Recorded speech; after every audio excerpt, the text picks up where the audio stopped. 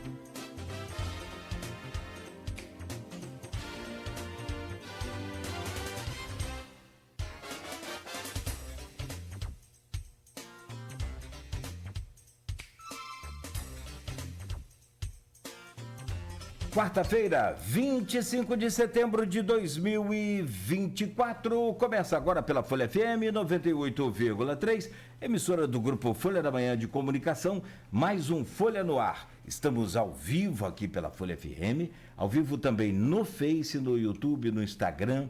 Você pode participar com a gente interagindo em todos os 3 aplicativos para você participar aqui também do programa nesse dia de hoje, quarta-feira, dia 25 de setembro de 2024. São 7h11 em Campos.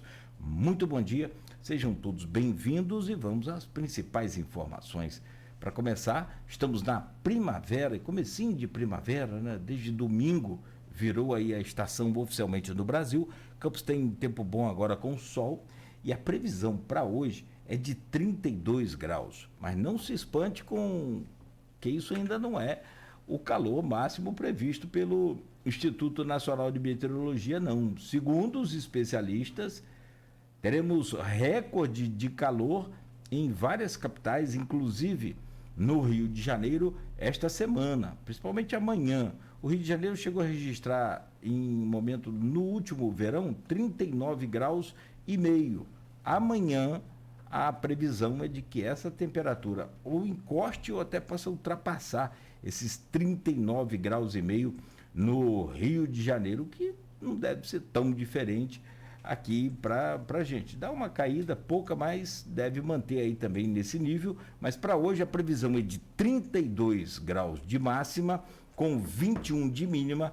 Agora aqui no centro faz 24 graus. Não tem previsão de chuva para hoje. Quarta-feira, dia 25 de setembro, bancada completa com Aloysio Abreu Barbosa e com Edmundo Siqueira, para recebermos aqui Humberto Meza, cientista político e pesquisador do Observatório de Metrópoles, do Núcleo Norte Fluminense. Humberto vem para falar com a gente sobre as propostas do Observatório para o ano eleitoral de 2024, esse caderno que foi lançado, né, de propostas para as eleições 2024, depois de muita pesquisa na cidade, na região, e Humberto fala sobre essas propostas, fala também sobre o pensamento político de Campos a partir da condição de polo universitário, uma das maiores cidades aí do país, do maior polo universitário do país, principalmente se tratando de interior de estado. E por fim, com base nas pesquisas, o professor Humberto Meza faz ainda uma projeção às eleições de prefeito e vereador em 6 de outubro, e parece até brincadeira, mas daqui a 11 dias, muito pouco tempo, né? Pouco mais, uma semana e meia praticamente. Então, Humberto, já vamos trazer o seu bom dia e vamos começar essa conversa, saber um pouco mais sobre esse Observatório de Metrópoles do Núcleo Norte Fluminense e entender aí sobre essas pesquisas e tudo mais. O Folha no Ar é oferecido por Proteus, serviços de saúde e medicina ocupacional com a qualidade certificada ISO 9001-2015. Unimed Campos, cuidar de você. Esse é o plano. Laboratório Plínio Bacelar e vacina Plínio Bacelar. Cuidando bem de tudo que te faz bem. Rede Mariana de Postos, qualidade e compromisso com você. E o apoio de Radmed Diagnósticos por Imagem, sempre à frente. Antes de começarmos aqui essa entrevista com o Humberto Mesa, rapidamente aqui nas manchetes de hoje do jornal Folha da Manhã, o impresso já nas bancas desde cedo, né, e também nas casas dos assinantes, é manchete principal do jornal. Big Data. Vladimir sobe a 65% na intenção de votos e 74% na aprovação. Está aqui na capa de hoje do jornal. Prefeito reforça a possibilidade de reeleição em turno único. Madeleine e Jefferson oscilam para baixo, Fernando para cima. Após Big Data, Quest não registrada e Nova Paraná na sexta. Está aqui também no jornal Folha da Manhã, no ponto final. Nós temos aí as imagens da pesquisa com a intenção de voto estimulada em Campos, feita pela Real Time Big Data, encomendada pela Record. E ela faz um comparativo da última pesquisa de agosto com essa, a penúltima de agosto com essa de setembro, e você confere, em agosto, Vladimir tinha 63%, agora subiu para 65%. A delegada Madeleine, em agosto, tinha 15%, agora caiu para 14%. Professor Jefferson, em agosto, tinha 4%, agora caiu para 3%. Pastor Fernando tinha 1% em agosto, agora chegou a 2%. Dr. Buchaú, Fabrício Lírio e Twin tinham 1%, permanecem com 1%.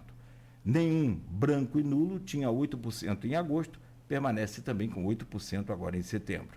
Não sabe, não respondeu, tinha 6% em agosto, agora são 5%, caiu para 5%. Os números da pesquisa estão aqui no jornal Folha da Manhã de hoje, você confere aí.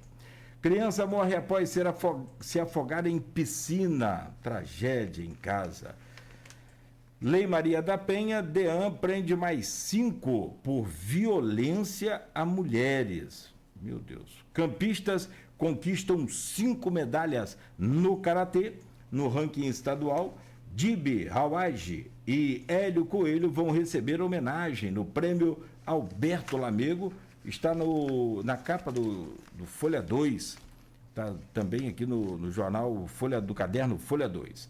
Ainda no jornal Folha da Manhã, Pastor Fernando vê em convênio aumento de vagas na educação. Nas páginas 2 e 3 do jornal impresso, naquela série de entrevistas com os candidatos à Prefeitura de Campos e com o tratamento equânime, ele também, claro e evidente, tem as 2 páginas do jornal, como ao mesmo tempo no rádio, na internet, enfim. Então, você pode conferir aí, para quem não ouviu, para quem não viu a entrevista ontem, tem hoje no jornal Folha da Manhã. Ainda, para fechar aqui, inseminação de urnas, iniciada já em Campos. Em Quissamã, Marcelo e Armando, voto a voto, pesquisa Ágora e também Prefab. Novo repasse de royalties a municípios produtores no regime de partilha. E ainda, mulheres têm 56% dos contratos do Fundecam. Empreendedorismo feminino em Campos é muito bacana. Só um comentário. Hoje, então, o Fundecam já passa, né, 56% de toda o seu montante de investimento e de empréstimo vai para as mulheres em Campos. Muito bom isso também. São 7h19. Estes são alguns dos assuntos de hoje lá no Jornal Folha da Manhã. Deixa eu trazer o bom dia do nosso convidado, o Humberto Meza, cientista político e pesquisador do Observatório de Metrópoles, do Núcleo Norte Fluminense. Humberto, muito bom dia, bem-vindo, prazer recebê-lo aqui na Folha FM. Bom dia, colegas, muito obrigado pelas boas-vindas e vamos conversar. Vamos lá. Bom, são 7h20. Deixa eu trazer o bom dia do Aloysio Abreu Barbosa e na sequência Edmundo para abrir essa pauta de hoje. Aloysio, bom dia, bem-vindo. Pesquisa ontem, já como você divulgou, está aqui também no Jornal Impresso, tem mais pesquisa por aí. Hoje é quarta, tem mais pesquisa sexta também, como você anuncia aqui na capa do jornal. Quer dizer, é reta final para as eleições e hoje a gente conversa aqui com Humberto Meza também, né, tudo a ver com essa situação e, claro, evidente, uma parte importante que é esse polo universitário nosso produzindo muito conteúdo, muita informação importante para nortear os rumos também da nossa cidade. Bom dia, Aloysio, bem-vindo. Bom dia, Cláudio Nogueira. Bom dia, Beto na técnica aí, saudações rubro-negras. Ganhou ontem? Não. Ah, não, só. Ah, tá. Amanhã, então, amanhã. não, desculpa, Aloysio. Devagar. Bom dia, Humberto. Obrigado pela presença. Vou poder conversar um pouco sobre propostas para o litoral, sobre o pensamento da cidade, pensamento político a partir da Comissão de Polo Universitário. Tentar fazer algumas projeções com base nas pesquisas, né? Bom dia, Edmundo. Bom dia, sobretudo você, ouvinte, pelo streaming, telespectador do Folha no Ar. Essa coisa de pesquisa, eu já falei aqui uma vez, né? Eu morei em Atafona de 94 a 2005, né? E sobretudo essa primeira fase da vida, assim, jovem, sozinho, você morar em Atafona fora do verão, ainda mais naquela época pré-Porto do Açu, todo maluco que terça ou quarta-feira baixa bêbado na praia, até a casa do Aloysio. E bate na sua casa 3 da manhã. E espera que você acorde. Virou pesquisa para mim, entendeu? Ah, tem uma pesquisa. Vai para Aloysio e tal. Falando sério, acho a maneira mais objetiva de você acompanhar o processo eleitoral. A eleição sempre envolve o critério passional, isso embota um pouco o raciocínio, né? A eleição é a pesquisa é uma maneira objetiva, cartesiana, pragmática de você olhar para o processo. Logicamente que os processos são operados pela capacidade do político de engajar emocionalmente o seu eleitor, né? Mas a compreensão desses processos é matemática, né? É matemática. E tem essa real time Big Data de segunda-feira. Como está no ponto final de hoje, foi uma ducha de água fria na oposição, né? Ela aponta oscilações para cima do prefeito Vladimir Garotinho, assim como do pastor Fernando também, que entrevistou aqui ontem, e para baixo do segundo e terceiro colocado, que são Madeleine e professor Jefferson. Uma vantagem que já era grande pareceu aumentar, né? E temos na sexta-feira a Pesquisa Paraná. É muito bom que o Real Time Big Data e Paraná são 2 institutos de renome nacional. E são 2 institutos que vão fazer uma série de pesquisas, porque é muito difícil você comparar, é muito arriscado, e às vezes leviano, você comparar uma pesquisa com a outra. Mas quando você compara 2 pesquisas do mesmo instituto, com a mesma metodologia, aí não. Aí você tem uma série bem estabelecida, onde fica muito mais fácil você apontar tendências, né? E também tivemos ontem uma pesquisa de outro grande instituto de renome nacional, Quest. Foi feita ontem, foi fechada ontem, eu vi os resultados, eu sei os resultados, mas como ela não foi registrada no TSE, eu não posso aqui dizer, porque eu estaria cometendo um ilícito eleitoral. Legislação você não discute, você cumpre, né? Agora, o que eu posso dizer depois de ter visto a Quest ontem, sobre Campos, fez também outros municípios aqui da região, é que não há nada de novo no front. Basicamente, em termos gerais, a mesma coisa da Big Data e da Paraná. Se diferençar, ela também fica na oscilação, ela fica na margem de erro. Mas basicamente a mesma coisa. Então, vamos esperar a Paraná de sexta-feira, mas o cenário parece estar muito consolidado. Perfeito.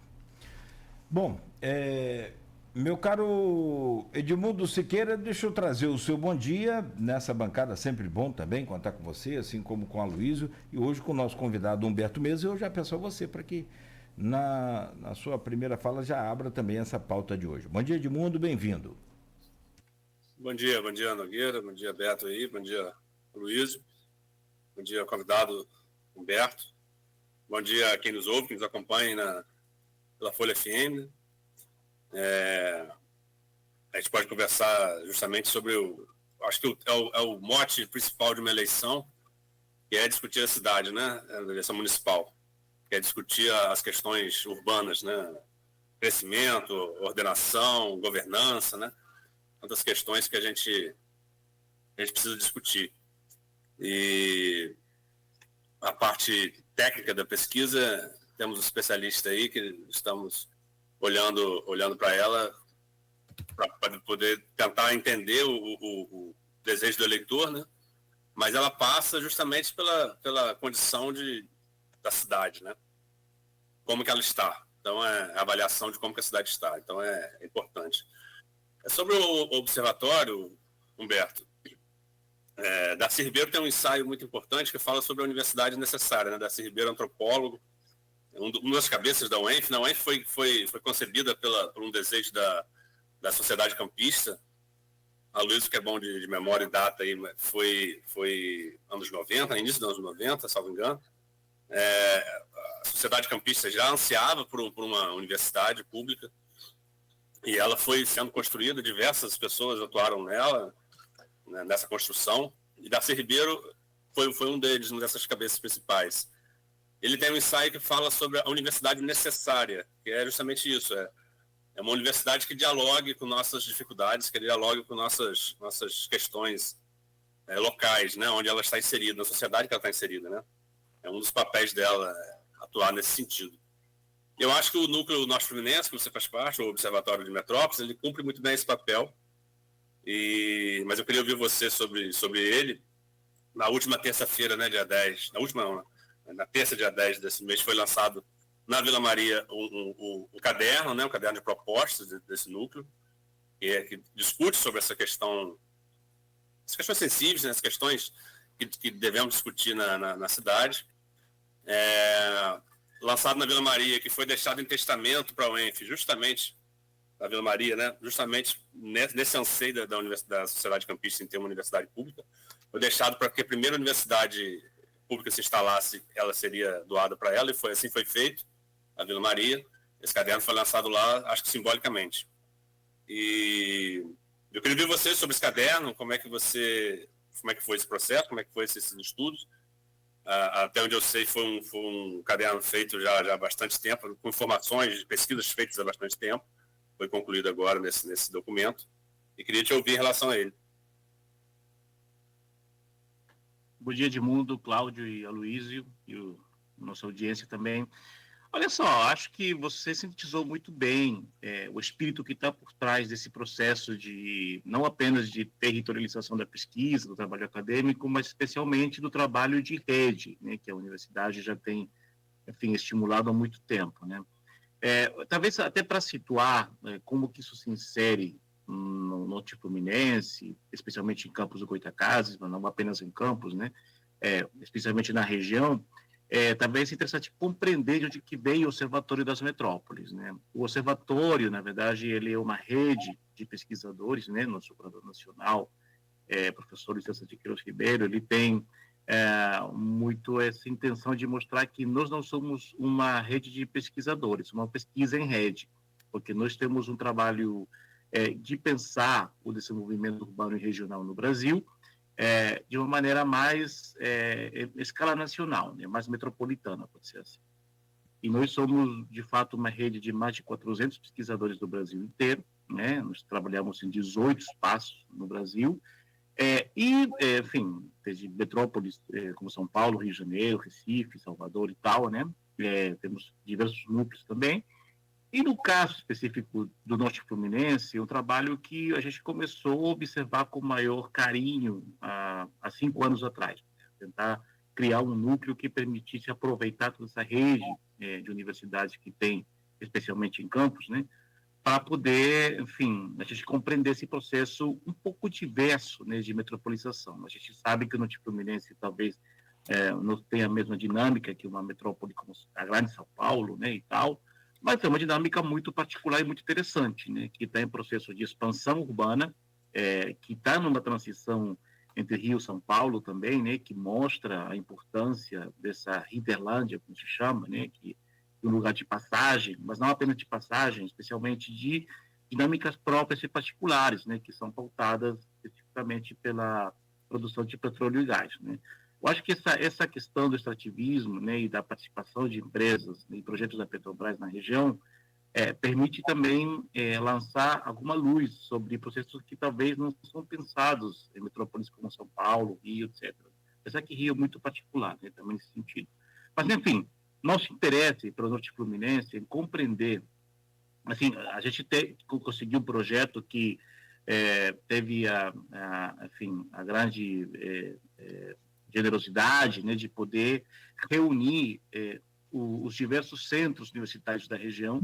A gente conseguiu, com essa ideia de criar um núcleo Norte Fluminense, juntar pesquisadores e programas de pós-graduação da UENF, especialmente, que tem a sede desse processo, mas também da UF de Campos, da UCAM e do IFE, né, que participam desse processo. E aí a gente conseguiu, de fato, ver como as dinâmicas de Campos Macaé ela consegue colocar em alternativa, né, na mesa de debate sobre o planejamento urbano as diversas arestas que tem para pensar o urbano, né, que vai desde, enfim, a dependência que os municípios desenvolvem, por exemplo, os royalties, como isso impacta nas receitas, no custeio de serviços públicos, que é o que nos chama a pensar especificamente, né, como as políticas setoriais, mobilidade, saneamento, habitação. Enfim, a gente está pensando cada vez mais como essas políticas conseguem se desdobrar, enfim, em políticas públicas que orientam o bem-estar dos cidadãos, né? E aí isso conseguiu coincidir com 2 produtos, dos quais eu espero falar hoje, né, que é um livro que a gente entregou no começo desse ano para a região, que é um produto dessa articulação dos 5 grupos universitários, né, que, enfim, trabalha a visão regional, de fato, mais do que uma oposição entre Campos e Macaé, né, permitindo-nos ver a região Norte Fluminense, e, por outro lado, poder utilizar esses dados dessas pesquisas para lançar propostas que fazemos nessa eleição. Mas que propostas são essas, né? A gente parte de um lugar que é a reflexão sobre o campo urbano, né, e como os desafios das cidades, né, dos campos urbanos, pode ser colocadas, como você falou muito bem, Edmundo, pode ser colocada numa eleição, onde os candidatos e os agentes públicos, os atores, movimentos sociais e tal, discutem a cidade, né, o quanto a gente pode contribuir com nossas pesquisas, nossos dados, para discutir uma cidade melhor no futuro. Então, essa foi a ideia. E não foi apenas no caso de Campos, a gente fez isso no Brasil inteiro, onde temos atuação de fato, né? Essas últimas semanas têm sido de lançamentos de diversos polos metropolitanos de propostas que são evidentemente diferentes, né? Assim, a gente não dá para pensar, sei lá, João Pessoa, né, Recife, ou Espírito Santo, né, Vitória, com um olhar como já temos em Campos. Então, o que acho que a grande vantagem que nos permitiu essa rede é a gente observar as metrópoles nas suas particularidades e, a partir daí, lançar essas propostas de como subsidiar o debate. Nosso interesse sempre foi esse, né? Poder colocar pautas para que o debate seja um pouco mais qualificado e, nessa qualificação, discutir as políticas públicas do futuro para as regiões. Então, nós temos esses dois produtos que acho que vale a pena, talvez, olhar com um pouco carinho, né, que é isso que a universidade pública da região oferece para vocês, de fato, e foi tanto livro, um livro chamado sobre desenvolvimento urbano e governança, uma agenda para o Norte Fluminense, que é um livro mais acadêmico, né, e essas propostas, que é uma coisa muito mais sintética, que tenta fugir do acadêmico, né, para poder conversar com uma linguagem cada vez mais acessível, né, enfim, especialmente disso, de como pensar melhores políticas para o desenvolvimento regional na região. Um pouco, em resumo, esse é nosso interesse. E, é claro, isso parte de uma ideia de melhorar cada vez mais nossa relação com a sociedade. Eu acho que um grande esforço desse projeto no Brasil inteiro, até falávamos isso recentemente dentro da rede, né, é poder mostrar qual é a contribuição que a universidade pública faz para a sociedade. Acho que, em grande resumo, é isso, assim, a gente poder devolver à sociedade um pouco do nosso trabalho e como isso contribui para um futuro melhor, né? A grande ideia, o grande mote desse projeto era isso, né? Um futuro melhor possível, né? Para pensar, enfim, onde as pessoas habitam, né? E elas possam ter cada vez uma vida melhor nesse sentido.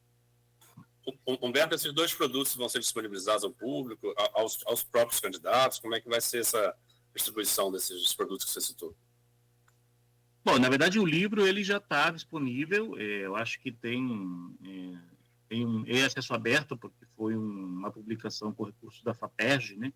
Ele já está na biblioteca das universidades, da UENF, etc., e tem um PDF que dá para divulgar, é acesso aberto, né? Agora, o caderno, ele que foi lançado dia 10 de outubro, né, ele já foi enviado para Campos do Goytacazes, né, uma cópia um pouco generosa para ser, de fato, entregue aos candidatos, né, aos jornalistas, a vocês, né, a pesquisadores da região e tal. Acho que a gente já, essa semana, consegue avançar nesse processo de distribuição. Porque, assim, a gente sabe que, como vocês falaram, estamos a poucos dias da eleição, vai ser difícil a gente poder qualificar um debate, até porque não tem tido tanto debate sobre essas questões, mas especialmente para pensar também os novos mandatos, né? Acho que a eleição não vai acabar com a cidade, que a cidade não termina numa eleição. A eleição só renova os mandatos, né? E você pode discutir a cidade, inclusive já tendo posse desse mandato, e pensar em novas leis e políticas, né? Então, assim, a nossa ideia, de fato, é contribuir também. Tudo que foi pensado numa eleição, porque você falou muito bem, Edmundo, o mote é que na eleição você consegue discutir as cidades, né? Mas a nossa ideia, se por um lado é subsidiar o debate, por outro é oferecer dados para uma gestão pública cada vez mais, enfim, mais bem informada, talvez, né? E com informação e dados atualizados, poderem trabalhar com uma gestão pública cada vez melhor. Então, assim, com certeza, nossa intenção é essa, é poder entregar aos atores da região esses documentos para eles utilizarem, enfim, como bem entenderem o futuro da região com dados científicos, né? um pouco essa ideia. E quando falo de dados científicos, por exemplo, o nosso caderno, que é o documento talvez mais público, né, mais político da rede de acadêmicos, né, ele... se eu não me engano, ele está orientado por 8 eixos temáticos. Que são eixos? São grandes temas que a gente desagrega as cidades para pensar essas políticas, né?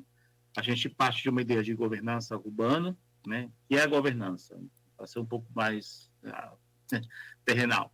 Estamos falando da forma como as cidades são gerenciadas, né? Como é feita a gestão pública das políticas públicas, de onde que vem os recursos, como são destinados os recursos, que tipo de decisões são feitas para os atores, enfim, poderem entregar políticas públicas para os cidadãos, né? Que tipo de leis governam a cidade, quais são as condições que os municípios têm para ter uma política pública cada vez mais, adequada aos interesses dos cidadãos, né?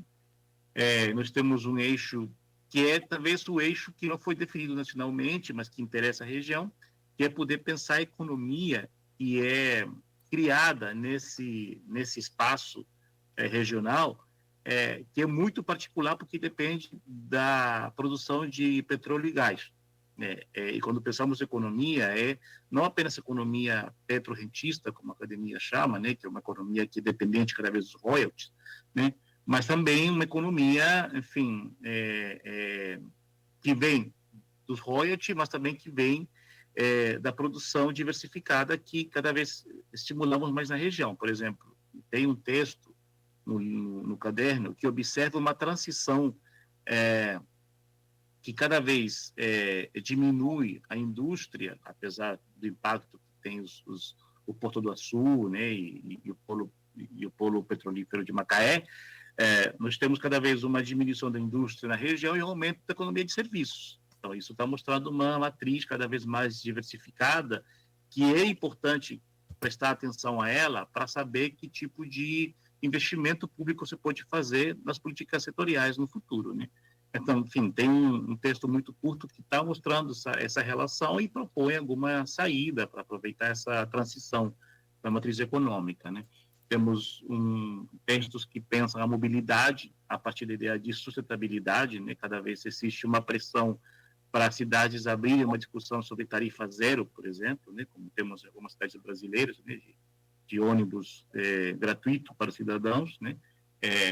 Mas, enfim, não apenas essa é uma questão política que é muito complexa, mas não apenas isso. Existe toda uma discussão sobre como a gente lidar com um parque veicular de ônibus que está, de alguma forma, estagnado, junto com o aumento de veículos nos municípios regionais. Então, assim, tem um artigo que pensa a mobilidade, ou proposta de mobilidade, de políticas públicas de mobilidade para ter cada vez um sistema de transporte público que responda aos cidadãos e estimulando cada vez mais o transporte alternativo, né? A bicicleta, toda a discussão que teve em campo das ciclovias, por exemplo, está colocada ali nesse caderno, né?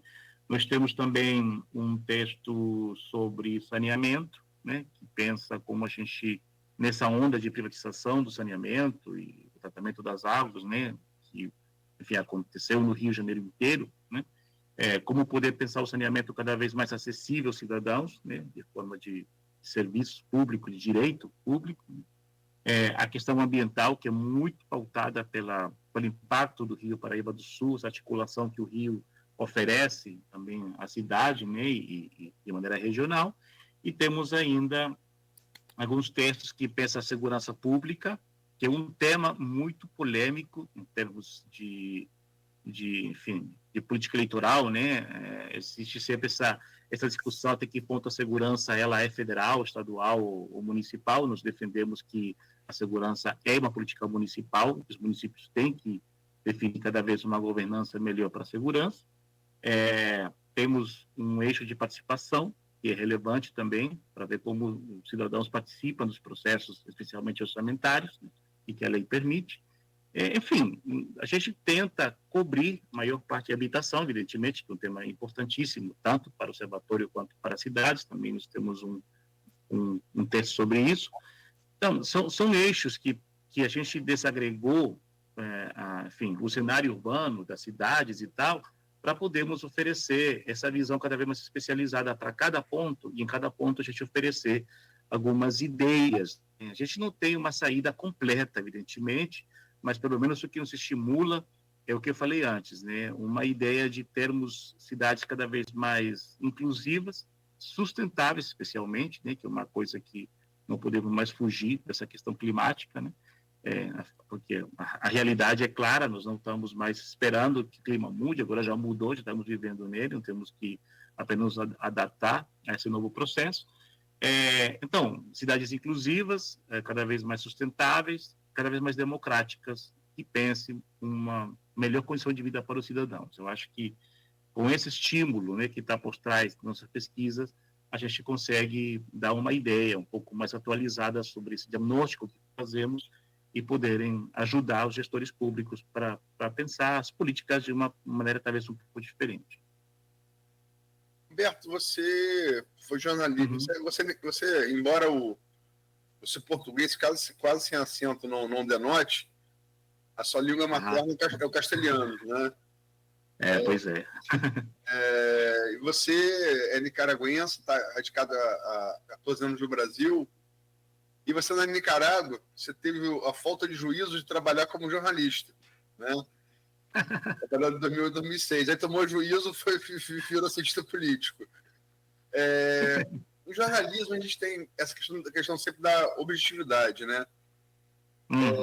De maneira objetiva, se você tivesse como jornalista definir essas propostas para os governantes e maneira de aplicá-las, como você montaria seu lead?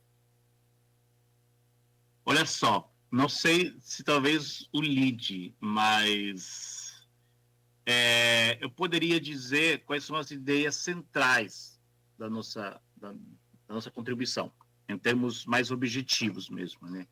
Que eu vou te confessar, assim, por mais que eu tenha navegado nos dois campos, né, e eu acho que a minha vida, nos meus 48 anos, desses 48, só consegui fazer 10 em jornalismo. Então, infelizmente, a objetividade ela foi se perdendo, né, ao longo do tempo, mas ela está presente ainda. Eu tento ser objetivo em algumas questões. Eu conseguiria te dizer que a nossa proposta, ela se resume na ideia de como a gente pensar uma forma diferente de fazer governo local. Acho que isso, né? E quando falamos de forma diferente, o que estamos observando? A primeira questão, que não é novo também, nós somos os únicos atores que falamos isso, já foi falado por muitas pessoas na região há muito tempo, né? A gente só contribui, talvez, com um debate melhor, é como aproveitar o atual cenário econômico de Campos e Macaé, né? Quando eu falo Campos e Macaé, eu não falo só de 2 municípios, tá, gente? A gente fala de 11 municípios que estão, de alguma forma, alavancados por esses 2 polos, né? Campos e Macaé. A gente fala mais ou menos uma região de 11, 12 municípios. Se você me permite, se você me permite, seu colega da academia, o William Passo, que fala é a mesma região metropolitana, né? Exatamente. A mesma região e metropolitana. Não diria só apenas metropolitana, mas em processo de metropolização. Isso que é interessante. A gente está vendo isso acontecer e nesse rumo da história a gente oferecer algumas saídas, né, para fazer um pouco diferente das metrópoles constituídas no Brasil. Mas, enfim, nessa transição da metropolização, o que a gente oferece é uma forma distinta de governar, observando o impacto dos royalties. Por exemplo, só para vocês terem uma ideia, né, a gente está observando que os royalties eles constituem acima de 70% das receitas da média dos municípios, não de todos, mas da média. Isso significa que os municípios são, de fato, dependentes, altamente dependentes desse recurso. No caso de Campos, nós tivemos no último ano de 2022, que são dados mais atualizados, a gente observou uma redução da dependência. Isso é bom, porque isso aqui, Campos, de alguma forma, está melhorando a sua forma de receitas próprias, o que é uma coisa complicada nos municípios. Os municípios brasileiros não são muito craques em ter uma arrecadação própria, né? Eles são muito dependentes ou dos recursos federais, ou estaduais, dos impostos e tal, e no caso dos municípios que estão nos litorâneos petrolíferos, dos royalties, né, que vêm dos grandes empreendimentos de petróleo, né, e no caso da Bacia de Santos, mais ainda, né, pré-sal e tal. Mas, enfim, esse processo de altamente dependente, ele pode gerar municípios engessados, rígidos, né, ou podemos pensar uma forma diferente de como administrar os recursos.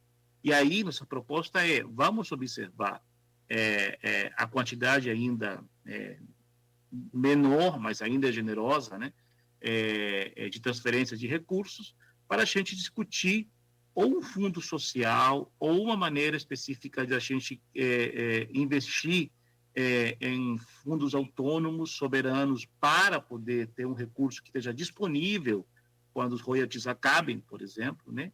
Ou abrir para um controle social cada vez melhor, observar onde que estão os interesses dos cidadãos, das pessoas que estão na precariedade, né?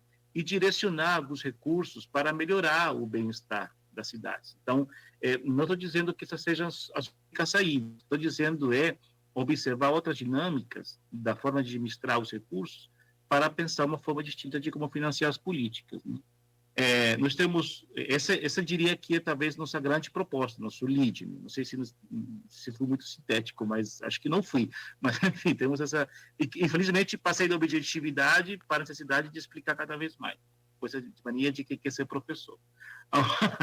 A outra questão é que a gente está querendo, tentando iluminar atores que são econômicos, mas que não são tomados em conta numa economia cada vez mais urbana. Estou falando de pescadores artesanais, de economia popular, de agricultores e tal, né? Que tipo de inserção podemos fazer dessas pessoas, desses produtores, né? Que não são os engenheiros industriais, né? Mas que, de alguma forma, mobilizam a economia popular, que é necessário observar para a gente, enfim, encontrar certas riquezas que existem na região e poder estimular uma economia um pouco diferente, né? Essa transição, tem um pesquisador da UENF, que inclusive vai defender o doutorado nos próximos dias, né? Ele está observando, como eu falei antes, dessa transição para a metropolização, ela vem acompanhada também de uma mudança. Logo, assim, vai ser lenda pensar que a indústria do petróleo mobiliza a economia da região. Assim, como eu falei, a gente está vendo uma queda na economia industrial para um crescimento da área de serviços, né? Isso tem muitos impactos, né? Não apenas uma mudança de matriz econômica, como também uma dependência, não dependência, mas o quanto a região contribui com o PIB do Estado, né? O Norte Fluminense, por exemplo, tinha uma contribuição cada vez maior depois da crise da Lava Jato, né, e o pré-sal e tal. Essa contribuição do Norte Fluminense foi caindo e cada vez é menor, né, na contribuição que faz para o PIB estadual. Mas, enfim, nessas mudanças de matrizes econômicas, nós temos que pensar que tipo de saídas pode oferecer para o futuro sustentável da região. E, por fim, um terceiro campo de propostas é pensar também a sustentabilidade, né? Nós tivemos esse ano, infelizmente, né, o Brasil inteiro teve esse ano, o exemplo, enfim, de como destruiu o estado inteiro, como aconteceu no Rio Grande do Sul, né? E aqui estamos falando de uma intersecção entre nossa forma de consumo, de fazer a gestão das cidades, né, com o impacto climático, né? E isso que aconteceu no solo gaúcho, né, nenhuma cidade está isenta disso acontecer. Nós temos cada vez mais eventos extremos nas cidades, né? E isso é porque, de fato, nossa forma de consumo como seres humanos impactou numa mudança do clima, isso é real, né? E nessa mudança climática, o que nos resta agora é nos adaptar, assim, uma adaptação das cidades para esse atual momento, que exige que toda a política pública não seja apenas integral, mas que seja especificamente sustentável, né? Então é isso, é pensar a política pública não de forma mais, sabe, no varejo, né, mas política pública cada vez mais integrada. Eu vou te dar um exemplo: habitação e mobilidade, por exemplo, que são políticas públicas que inserem todo mundo vai de casa para o trabalho, todo mundo tenta ter uma casa própria, ou pelo menos alugada, né? Enfim, e todo mundo tem que se mobilizar para alguma atividade, quer dizer, utiliza a rede pública de transporte, né? Seja ônibus, seja bicicleta, né? Para quem pode pagar um pouco mais plataforma, né? Uber e tal. Mas, enfim, todo mundo se mobiliza. A cidade é isso, a cidade é uma articulação e mobilização de pessoas, né? E todo mundo precisa estar em algum lugar. Então, nós temos duas políticas que são completamente públicas, né, que envolvem todos os cidadãos das cidades, né, todos os cidadãos do espaço urbano, né, e essas políticas precisam ser sustentáveis, né? Assim, não adianta você pensar um futuro cada vez mais inclusivo se você tem um parque veicular de ônibus que, enfim, continua de alguma forma estável, né, o mesmo, e você tem um aumento cada vez mais absurdo de veículos, né, numa cidade, por exemplo, de Campos, né, uma cidade bastante densa, né? Uma cidade, o tecido urbano, ele é muito denso num território imenso.